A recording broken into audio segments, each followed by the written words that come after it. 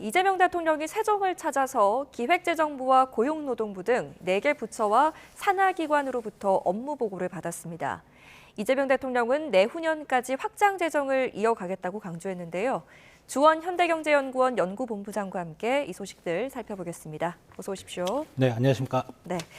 자, 이재명 대통령이 정부가 돈을 더 많이 써서 경기를 살리는 정책, 그러니까 확장 재정 정책 쓸 수밖에 없다 이런 이야기를 했습니다. 맞는 판단이라고 보십니까? 이 확장 재정은 이제 크게 두 가지 상황에서 어느 한쪽일 때 이제 쓰는 건데 네. 첫 번째는 단기적으로 경기가 너무 침체됐을 때 올해 이제 소비 쿠포 같은 경우가 이제 대표적인 예인데 예. 그것도 일종의 확장 재정이긴 한데요. 너무 경기가 나쁘다 보니까 단기적인 처방. 근데 지금 이제 기재부 업무 보고에서 대통령께서 하신 말씀은 그런 차원이 아니고 예. 잠재 성장률 우리 3%를 아젠다로 세웠잖아요. 그러다 보니까 좀 중장기적으로 거기에 이제 확장 재정을 확장할 때 들어가는 부분 그게 어떤 단기적인 소비 쿠폰 같은 게 아니고 투자. 예. 투자 쪽을 해서 성장 잠재력을 높여서 이제 우리 우상향이라는 표현을 썼거든요. 잠재 성장률도 떨어지는 거를 올리겠다. 네. 라는 그런 의미로 보시면 될 것 같습니다. 그런데 우리 지금 정부의 재정 상태 보면 부채 증가 속도가 굉장히 빠른 편이잖아요. 이게 감당이 가능하겠습니까? 일단은 저도 개인적으로 우려되는 부분이 있어요. 네. 어떤 재정 수지라든가 재정 수지는 결국 이제 국가 부채 GDP 비율을 높이거든요. 근데 네. 우리나라의 국가 부채 GDP 비율은 선진국에 비해서는 높진 않습니다. 한 20에서 30%포인트. 근데 이게 비기축통화국이라고 하죠. 예를 들어 이제 기축통화국들보다는 상당히 좀 국가 부채가 좀 불안한 이제 그런 모습이기도 하고. 근데 기축통화국 중에서도 일본 같은 경우는 훨씬 높아요. 네. 근데 아무튼 우리나라 입장에서는 국가 부채는 이제 우리나라 원화 표시로 채권을 발행해야 되고 기축통화국 같은 경우는 그거를 이제 글로벌 금융시장에서 쉽게 소화가 되지만 원화 표시 채권은 사실 지금 많이 팔리고 있다고는 하지만 그게 소화가 안 될 가능성이 있거든요. 예. 그런 부분이 좀 우려가 돼서 다만 이제 좀 긍정적으로 보는 측면에서는 뭐냐면 한국 잠재 성장률 떨어지는 걸 이대로 방치할 수는 없는 거죠. 예. 예, 최근에 이제 국가 자본주의라는 용어가 많이 등장을 하는데 뭐 중국도 쓰고 미국도 쓰고 뭐 유럽도 쓰는데 그게 뭐냐면 떨어지는 성장 잠재력. 모든 나라들이 사실은 성장 잠재력이 지금 떨어지는 그런 현안에 다 몰려 있는데 네. 그거를 국가가 방치할 수는 없다. 국가가 어떤 성장 동력을 마련해야 된다라는 측면에서 확장 재정이 정말 우리 이제 성장 잠재력을 높이는 투자 쪽으로 정말 갈 수 있다면 저는 확장 재정이라 그래서 비난할 필요는 없다 이렇게 생각이 됩니다. 네, 확장 재정은 필요하지만 장기적으로는 부채 관리가 함께 병행되어야 할 것 같습니다. 자, 기재부가 내년을 한국 경제가 다시 뛰는 해로 만들겠다라고 하면서 여러 가지 이제 계획들을 내놨는데 어떤 내용들이 있었습니까? 말씀드렸던 이제 확장 재정은 사실 그 대통령께서 이제 업무 보고 이제 이번에 기재부 할 때 물어보신 거거든요. 예. 근데 요거는 이제 어떻게 보시면 되냐면은 일단은 서로 이제 그 의사소통이 됐었던 거고 네. 대충 이런 질문을 했던 건 뭐냐면 대통령 입장에서 그런 질문을 하는 건 최근에 국민들이 되게 좀 궁금해하는 부분입니다. 재정 여건이 악화된다고 하는데 국민들이 우려하는 부분 그걸 이제 국민들을 대신해서 기재부 장관에 물어본 거고 기재부 장관은 이제 거기에 대응을 한 것 같고요. 네. 원년이라는 표현을 썼는데 이거는 역시 이제 지금 정부의 목표 잠재 성장률 3%까지 가겠다라는 네. 건데 여기에 이제 경제 정책의 기능을 강화하겠다는 거거든요. 네. 그러니까 그동안은 어떻게 보면 경제 부처들이 좀 산발적으로 이게 뭐 단순히 단기적인 경기 대응뿐만이 아니고 투자라든가 대외 통상이라든가 이런 부분이 좀 산발적으로 이루어졌는데 좀 원팀의 또 일사불란한 움직임을 가져가면서 어떤 정부 정책의 효율성을 높이겠다는 네. 그런 어떻게 보면은 그동안 역대 정부들이 못했다는 건 아니지만 경제 정책에 가끔 이렇게 손발이 안 맞는 경우가 있거든요. 그래서 뭐 세세한 내용들은 많지만 어제 업무 보고 내용을 보면 기재부 장관을 중심으로 해서 기재부를 중심 경제부총리잖아요.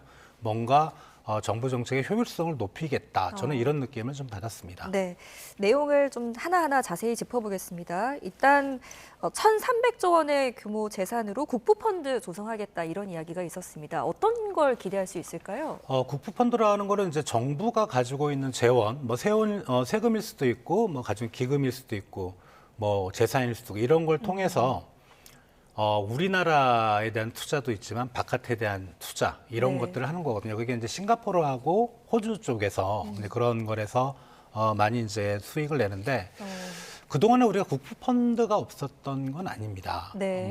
우리 자산 관련된 공기업들이 있었거든요. 그래서 외환보유액의 뭐 일부분 사용해서 국부펀드를 운영했는데 우리나라의 어떤 그 국민들의 여론의 특성이라 그러면 만약에 네. 그런 외국에 잘 되는 국부펀드들은 진짜 리스크가 크고 공격적인 투자를 합니다. 예. 그 말은 리스크가 크다는 말은 수익률이 높을 수도 있지만 반대로 손해가 엄청날 수 그렇죠. 있다는 거죠. 예. 만약에 우리나라 국부펀드가 그런 식으로 운영이 되면 난리가 나거든요. 근데 그거를 좀 더 그 공격적으로 하겠다는 거고, 요번에 좀 특이한 거는 이제 국유재산, 정부가 네. 가지고 있는 재산이 한 1,300조 원 정도 되는데, 그거를 가지고 이제 국부펀드를 운영하겠다는 거고요. 우려가 되죠. 예, 저게 이제 이익이 나면 상당히 좋은데, 그렇죠. 그죠? 예. 그런데 이제 그 잘 나가는 국가들의 국부펀드를 보면 크게 손해는 또 안 보는 것 같아요. 물론 정말 리스크가 큰 어떤 상품이라든가 이런 쪽을 투자하지는 않을 것 같고 네. 또 이제 국부펀드의 활용이라는 게 우리나라의 어떤 첨단 산업 육성이라든가 또 이제 미국에 대한 우리 대미 투자가 지금 있잖아요. 뭐 민간에서 1,500억 달러고 그다음에 정부에서 2,000억 달러에서 연간 200억 달러 지금 상한선이 걸려 있는데 예. 이거를 국내 자금의 어떤 외환 보유고로만 조달하면 가뜩이나 지금 우리 원달러 환율 시장이 상당히 불안하거든요. 예. 그래서 국유 재산을 가지고 그거를 가지고 좀 자산 유동화를 하죠. 뭐 외국에다가 뭐 보증을 하든 채권을 파든 걸 기본 자산으로 해서 그렇게 해서 나가면 우리나라 외환 시장이 그 미국으로 혹시 큰 돈이 나가더라도 큰 영향을 안 받을 수 있는 또 외환 시장의 안정성을 확보할 수 있는 그런 좋은 아이디어긴 한데 네. 실제로 이제 실행 과정에서 어떻게 될지는 세부적인 정책들은 아직 안 나왔으니까요. 예. 좀 찬찬히 살펴봐야 될 것 같습니다. 네, 해외 성공 사례 잘 참고해서 정책 설계할 때 참고하면 좋겠습니다.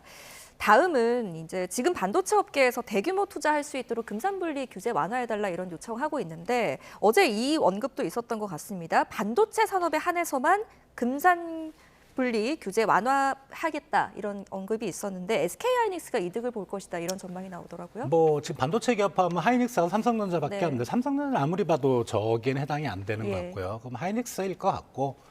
근데 이게 이제 그 금산분리라는 게 상당히 좀 민감한 이슈잖아요. 네. 반대하는 쪽도 있고 그렇죠. 찬성하는 쪽도 있죠. 반대하는 쪽의 입장은 금융자본과 산업자본을 섞어버리면 네. 서로 리스크가 한쪽에서 리스크가 한쪽으로 크게 넘어가고 또 한쪽이 한쪽을 또 지배하게 되고 그런 부분의 이슈는 있긴 하지만 사실 금산분리는 너무 그 옛날에 이명박 정부 때도 한번 없애려고 했었어요. 예. 근데 여론의 반대가 너무 심해서는 안 됐던 건데 저거 금산분리 규정은 뭐 보시는 분들에 따라 좀 차이는 있겠지만 제 개인적인 관점은 저거를 굳이 계속 유지할 필요가 있는가.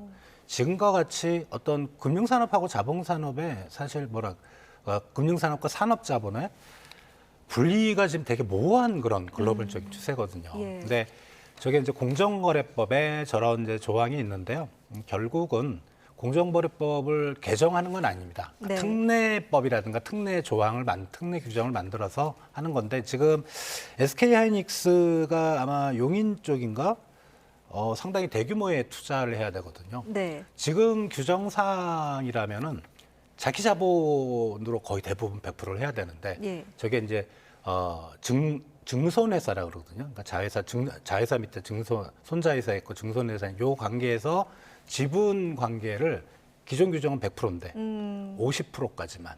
그 말은 자기는 이제 50% 자본이 되고 외부에서 자금을 끌어들 수 있는 거죠. 그러면 이제 하이닉스의 부담이 상당히 좀 줄고 줄어들겠네요. 네. 투자가 더 빨리 진행될 수 있고 이제 그런 정부의 반도체 산업을 육성하겠다는 하나의 틀로 보시면 될 것 같고 네. 물론 부작용은 있습니다. 근데 항상 어떤 정책이든지 부작용보다 긍정적인 효과가 더 크다.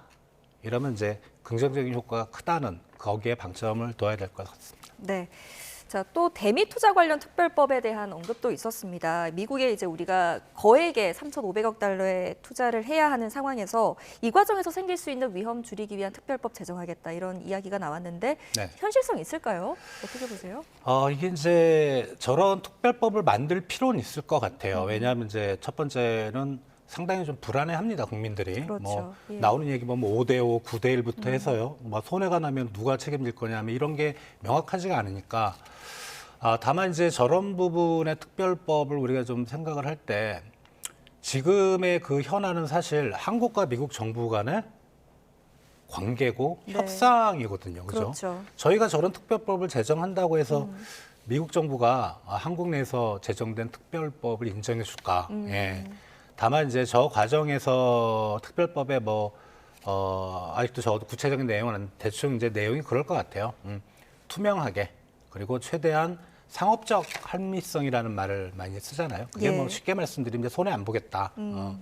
이제 그런 부분에 있어서 한국의 어떤 법을 먼저 제정을 해놓으면 그래도 미국과 나중에 그 건으로 서로 다툼이 있을 때 예. 우리는 이런 국내법이 있다.